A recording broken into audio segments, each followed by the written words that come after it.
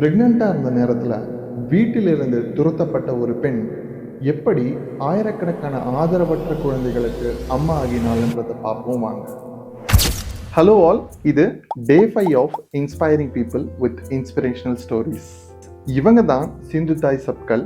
மகாராஷ்டிராவில் ஒரு ஏழை குடும்பத்தில் பிறந்த இவங்களுக்கு படிக்கணும்னு நிறைய ஆசை இருக்கு.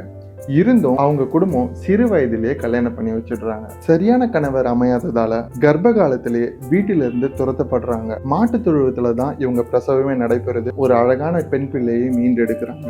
நான் பட்ட கஷ்டத்தை யாரும் படக்கூடாதுன்ற ஒரு பெரிய டிசிஷனை எடுக்கிறாங்க.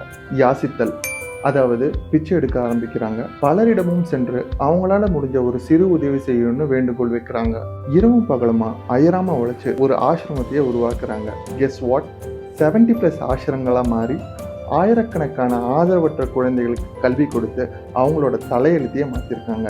மதர் ஆஃப் ஆர்ஃபன்ஸ் என செல்லமாக அழைக்கப்படும் இவங்க என்னதான் இன்னைக்கு நம்ம கூட இல்லைனாலும் உங்கள் பேரன்பின் மூலமாக பலரையும் தத்தெடுத்து பல ஆசிரமங்களை உருவாக்கி இன்னைக்கு சமுதாயத்தில் அந்தஸ்து வாழ வழிவகுத்த இவங்க நம் நெஞ்சில் நீங்காவிருக்கும் ஒரு சிங்க பெண்மணி தான்.